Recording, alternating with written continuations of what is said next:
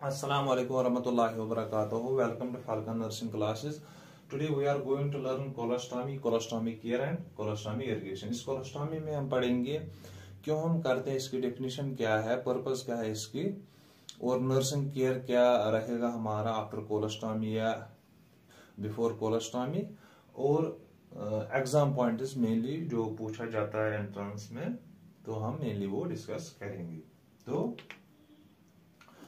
ये जो कोलोस्टॉमी है, कोलोस्टॉमी, ये जो कोलो का मतलब है ये है कोलन, एंड ऑस्टॉमी का मतलब है आर्टिफिशियल ओपनिंग।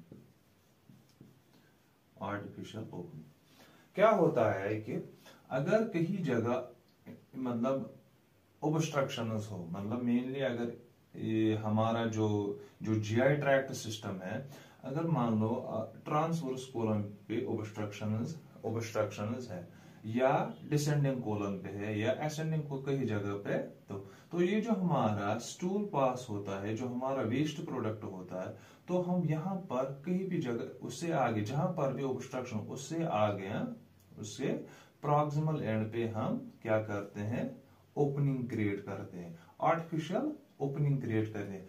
क्यों हम करते हैं? क्योंकि ये जो हमारा स्टूल होता है या वेस्ट प्रोडक्ट वो पास हो, वो इन्फेक्शन ना करे और एब्डोमिनल डिस्टेंशन ना हो, क्योंकि आगे जाके ओब्स्ट्रक्शन है। तो डेफिनेशन क्या बनेगी? Creation of artificial opening, artificial opening into colon. Colon ही क्यों? क्योंकि हम कोलन पे ये कोलोस्टॉमी करते हैं। Now what is the purpose of colostomy? हम पर्पस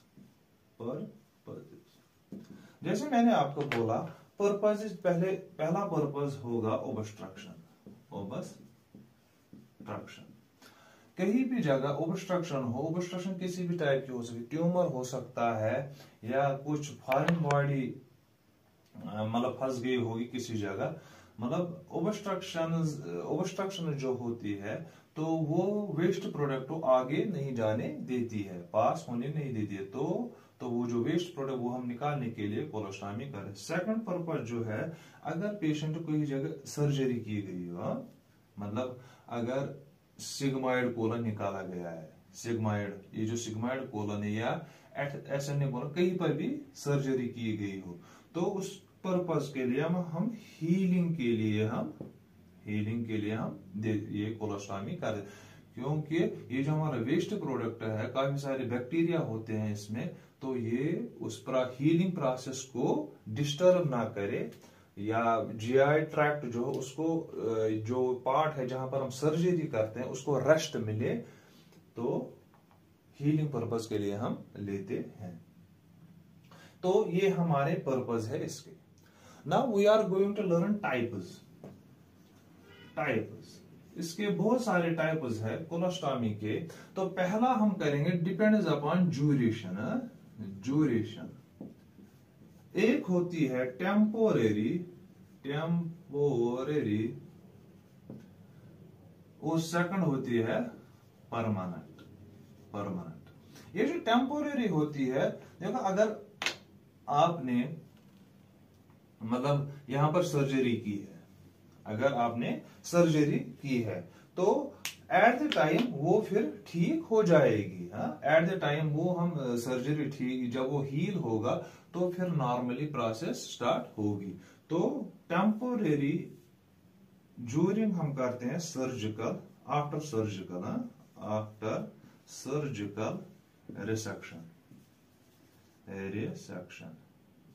रिसेक्शन, मतलब या कोलन पे कुछ है, ट्यूमर है, वो आपने यहां से कट किया, निकाला, फिर जब तक ये हील होगा आपने तब तक कोलोस्टॉमी की, जब हील होगा फिर आप इसको एनास्टोमोसिस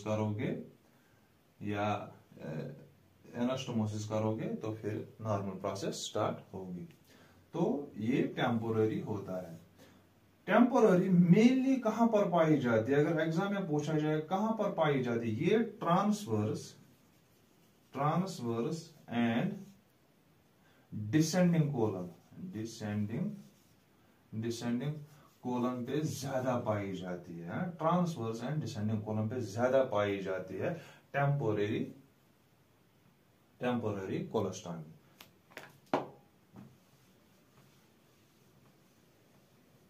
अब परमानेंट क्या होता है? अगर मान लो अगर यहां पर सीए रेक्टम या आपने क्या किया, ये जो सीए रेक्टम सिग्मॉइड निकाला आपने या सारा मतलब रिसेक्ट किया, तो उस टाइम हम परमानेंट कोलोस्टॉमी करते हैं। तो ये जो परमानेंट कोलोस्टॉमी होती है, मतलब सीए रेक्टम होता है, आपने रेक्टम सारा निकाला, तो उस टाइम हम परमानेंट कोलोस्टॉमी करते हैं। तो ये पूछा जाता है मेनली परमानेंट कोलोस्टॉमी की जगह पे किया जाता है, वो होता है sigmoid colon. Permanent temporary transverse and descending colon पे ज्यादा पाई जाती है और सिग्मॉइड कोलन पे ज्यादा परमानेंट कोलोस्टॉमी पाई जाती है।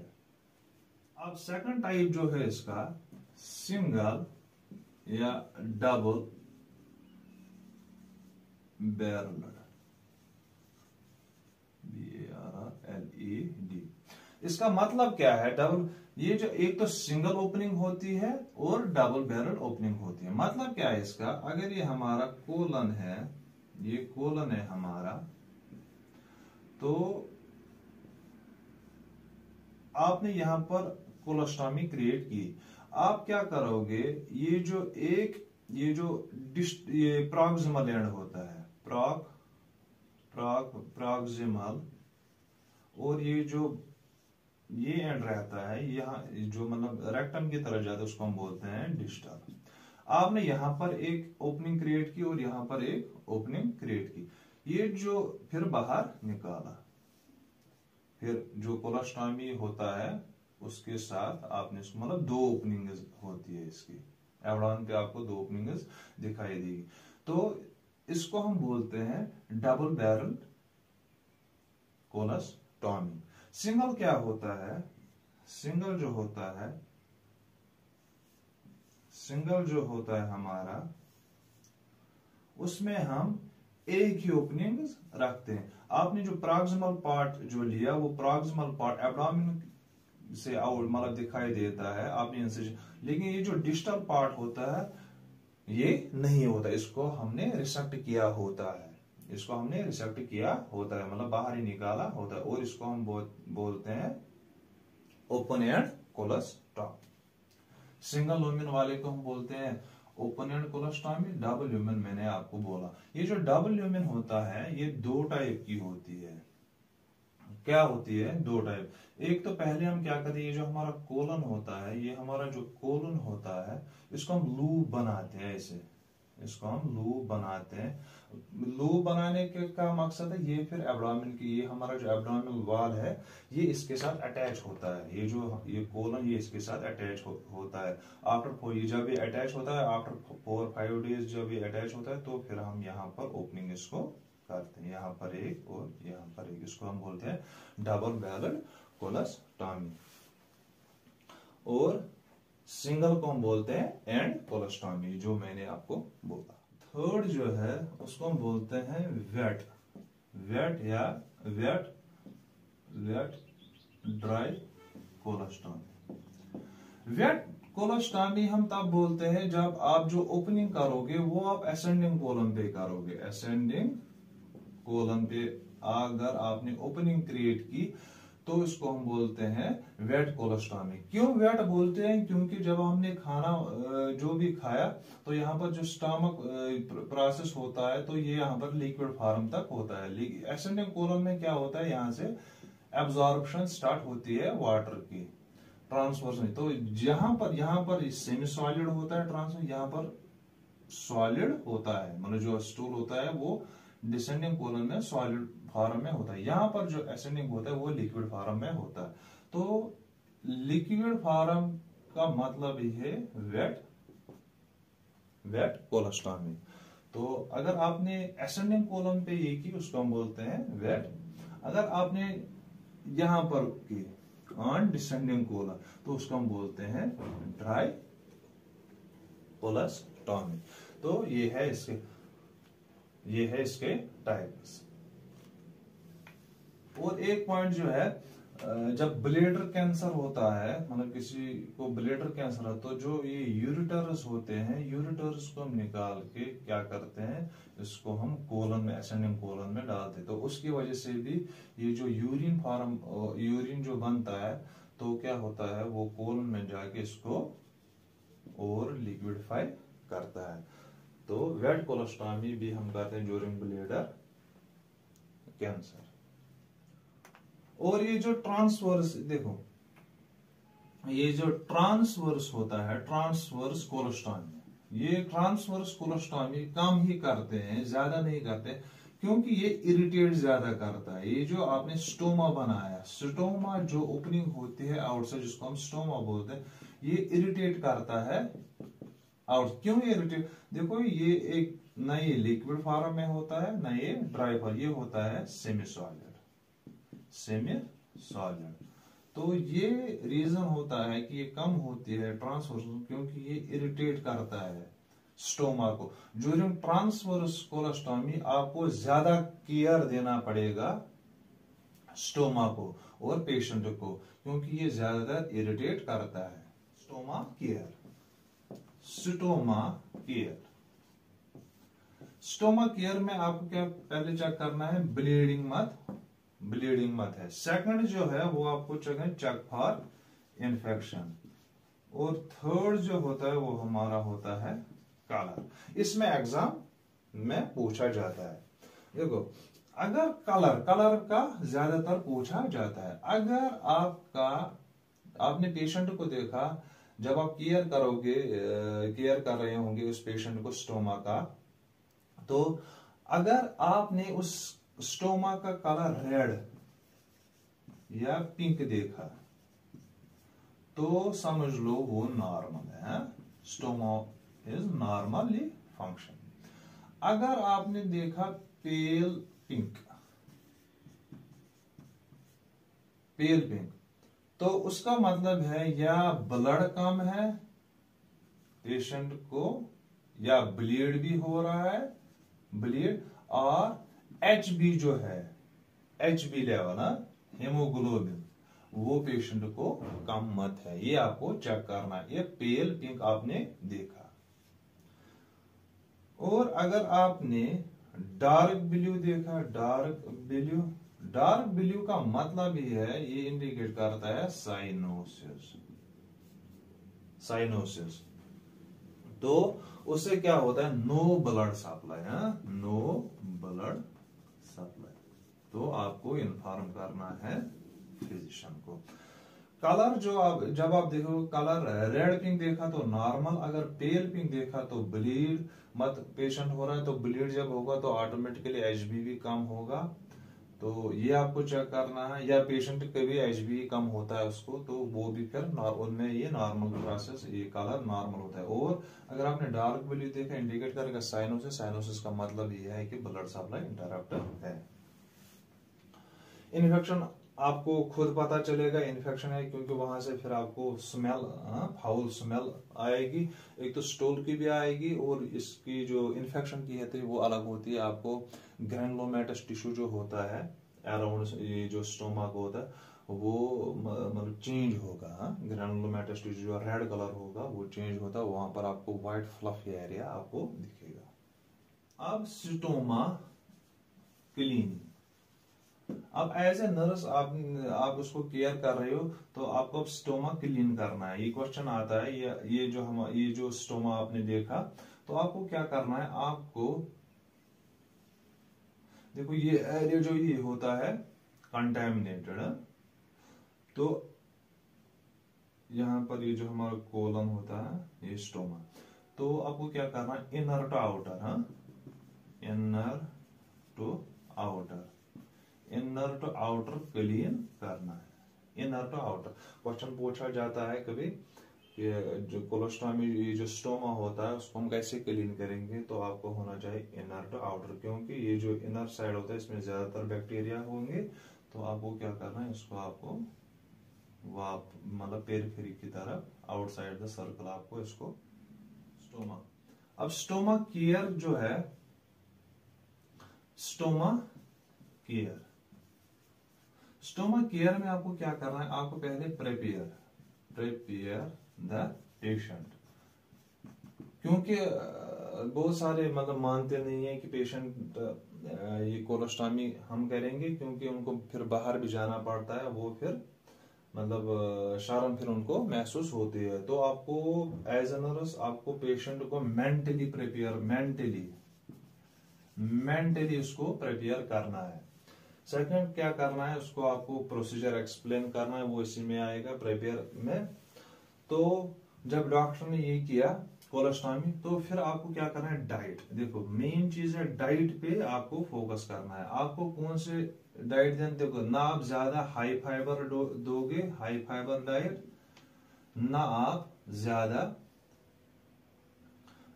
लो फाइबर डाइट, क्योंकि लो फाइबर डाइट दोगे तो कॉन्स्टिपेशन होंगे, हाई फाइबर डाइट दोगे तो डायरिया होगा। जब ज्यादा डायरिया होगा तो इलेक्ट्रोलाइट इम्बैलेंस होने का खतरा रहता है। तो आपको ये ध्यान में रखना है। और ज्यादा क्या ध्यान में रखना है, देखो ये जो कोलोस्टॉमी होती है, ये मतलब ये ओपन होती है, इसमें कोई वैल्यू नहीं होता है कि जैसे मतलब गैस प्रोडक्शन होती है हमारे पेट में, तो वो स्पिंक्टर से कंट्रोल रहती है। यहाँ पर कोई कंट्रोलर नहीं रहता है। तो आपको क्या करना है, तो फाउल स्मेल तो आएगी, तो आपको अवॉइड क्या करना है, गैस फार्मिंग फूड्स, जैसे दाल वाल जो है वो आपको अवॉइड कर, मतलब गैस फार्मिंग केयर में क्या, अगर एसेंडिंग कोलन पे ज्यादा ये जो है मतलब आप कोलोस्टॉमी है, तो इसमें क्या है, इलेक्ट्रोलाइट यहाँ पर ज्यादा लिक्विडिफाई होता है, लिक्विड स्टूल होता है, तो डिहाइड्रेशन होने का ज्यादा खतरा। डिहाइड्रेशन होगी, फ्लूइड एंड इलेक्ट्रोलाइट इम्बैलेंस होगा, तो कॉम्प्लिकेशन होने का ज्यादा खतरा है। तो आपको क्या करना है, ट्रांसफर्स और ये जो एसेंडिंग कोलन पे ये जो कोलोस्टॉमी होगी, तो उस टाइम आपको नर्सिंग केयर ज्यादा देना, मतलब पेशेंट को ज्यादा तवज्जो देना है। अब इरिगेशन क्या करना है, वंस ए डे एक बार कम से कम आपको इरिगेशन देनी है। और किस कंडीशन में आप इरिगेशन नहीं करोगे, no irrigation when patient have diarrhoea. आप उस टाइम नहीं करोगे इरिगेशन जब पेशेंट को डायरिया हो रहा हो, क्योंकि उससे फिर इलेक्ट्रोलाइट इम्बैलेंस होगी, कि आपको पता है कि एब्डोमेन में ज्यादातर पोटेशियम सोडियम होता है, इलेक्ट्रोलाइट इम्बैलेंस होगी तो उससे फिर फर्क पड़ेगा। हाँ, तो ये जो बैग होता है कोलोस्टॉमी बैग जो होता है, ये आपको मतलब कब एक तो चेंज होता है, और दूसरा होता है एम्प्टी कब करना है, 4 to 6 आवर्स के बाद आपको इसको बैग को एम्प्टी करना है। और या क्वेश्चन में दिया 1/3, अगर थर्ड बैग का तीसरा हिस्सा भर गया हो इस टूल से, तो आप इसको एम्प्टी कर सकते हो। चेंज कब तक कर सकते हो, वो पेशेंट की मतलब रिचनेस पे वो कितना खर्चा उठा सकता है। अगर पेशेंट अमीर है वो दिन में हर एम्प्टी के बाद चेंज कर सकता है, लेकिन अगर मतलब पेशेंट मतलब पुअर है तो वो 10 डेज तक वो बैग रख सकते हैं। आफ्टर 10 डेज आपको बैग चेंज करना है।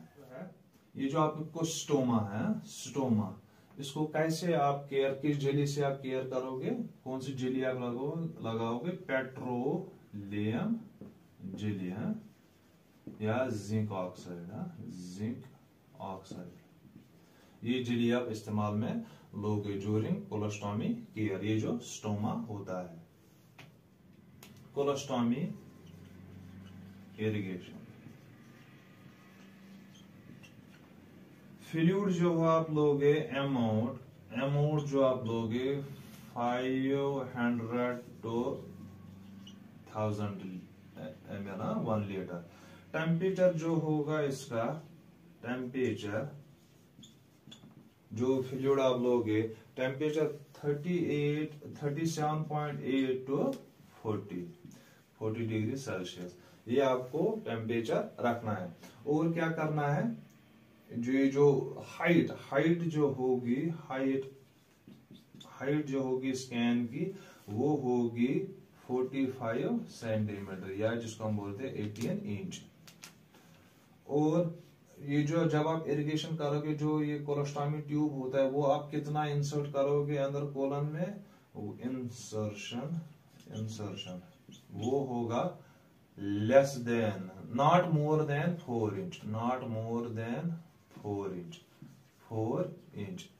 1 इंच होता है 2.4 या 2.5, तो मैक्सिमम होता है 10 सेंटीमीटर तक आप इसको इंसर्ट कर सकते हो।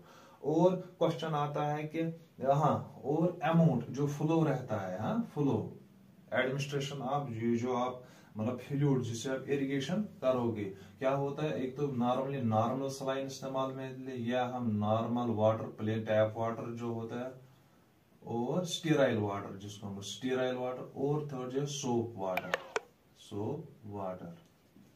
और ये जब आप इरिगेशन का एडमिनिस्ट्रेशन ऑफ फ्लूइड, ये स्लो होनी चाहिए, स्लोली आपको एडमिनिस्ट्रेशन, क्योंकि क्रैम्प डेवलप होते हैं। अब अगर पेशेंट को क्रैम्प स्टार्ट हुए तो आपको क्या करना है, देखो दो बुक्स इसमें अलग अलग, एक बोलती है इसको स्टॉप करना है, और दूसरी बोलती है कि आपको स्लो डाउन रेट करनी है, फास्ट नहीं देना है। मतलब दो किताब, एक तो पीआर यादव पे लिखा है और एनसीएलएक्स पे, लेकिन जो पीजीआई चंडीगढ़ में आया था उसमें ये क्वेश्चन आया था कि पेशेंट को कोलोस्टॉमी हुई है, तो इरिगेशन चल रही है उसकी, तो पेशेंट उसको क्रैम्प स्टार्ट हुए, तो एज ए नर्स आप क्या करो, आप स्टॉप करोगे या डिक्रीज द हाइट ऑफ केन। तो जो मैंने ऑप्शन रखा था, मैंने डिक्रीज द हाइट ऑफ केन लिखा, मैंने सोचा कि फ्लूइड नीचे, ये जब हाइट डिक्रीज होगी तो फ्लूइड एडमिनिस्टर कम होगा, मतलब जो स्पीड होगी वो कम होगा, लेकिन वो गलत था, शायद गलत है, याद नहीं है मुझे। तो आप भी वो चेक करोगे कि आपके बुक में क्या लिखा है, तो आप वो शेयर कर सकते हो।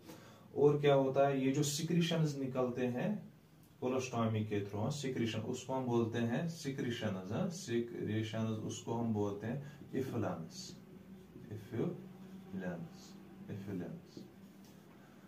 तो ये था हमारा कोलोस्टॉमी। Thank you.